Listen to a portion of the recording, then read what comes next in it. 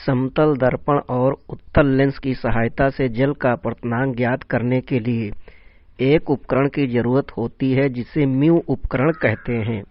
इस म्यू उपकरण में पैमाना लगा होता है जिसमें 0 से लेकर 50 सेमी तक लिखा होता है और यह लकड़ी का बना हुआ होता है जिसके निचले भाग पर समतल दर्पण लगा होता है।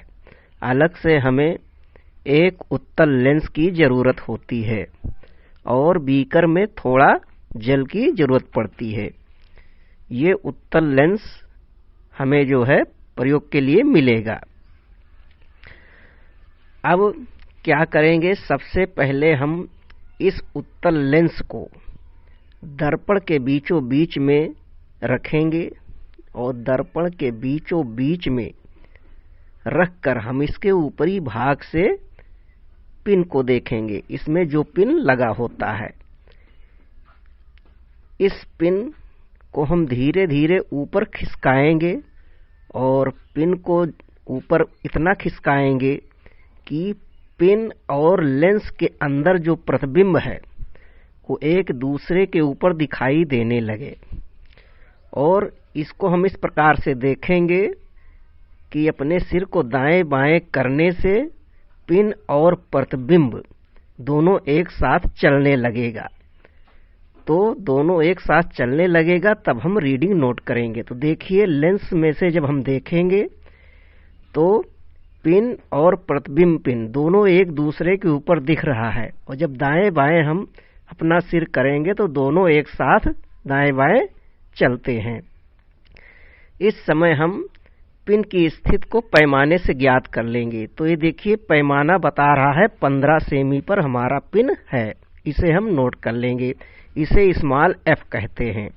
यह बिना जल डाले लेंस की फोकस दूरी है। अब हम दर्पण के बीचों बीच में थोड़ा सा जल डालेंगे। जल इतना डालेंगे कि पूरे दर्पण पर फैलने ना पावे, उतना ही जल डालना है जो लेंस के नीचे पूरी तरह से आ जाए और बाहर जल ना निकलने पावे। अब लेंस को जल के ऊपर जब हम रख देंगे तो जल हमारा अवतल लेंस की तरह कार्य करने लगता है और ऊपर से उत्तल लेंस रखा होता है। अब पुनः हम पिन को देखेंगे उपकरण के ऊपरी भाग से। पुनः जल डालने पर भी पिन और प्रतिबिंब दोनों को एक साथ चलना चाहिए। तो देखिए, हम देख रहे हैं जल डालने पर फिर से पिन और प्रतिबिंब दोनों एक दूसरे के ऊपर दिख रहे हैं और जब दाएं बाएं हम सिर करते हैं तो दोनों एक साथ दाएं और बाएं चलने लगे हैं।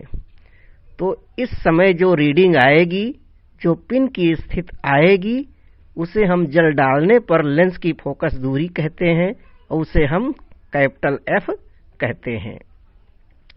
तो इस प्रकार से बिना जल डाले फोकस दूरी स्मॉल एफ और जल डालने पर जो फोकस दूरी आती है कैपिटल एफ, दोनों का मान ज्ञात करके हम दिए गए सूत्र की सहायता से जल का अपर्तनांक हम जो है ज्ञात कर लेते हैं।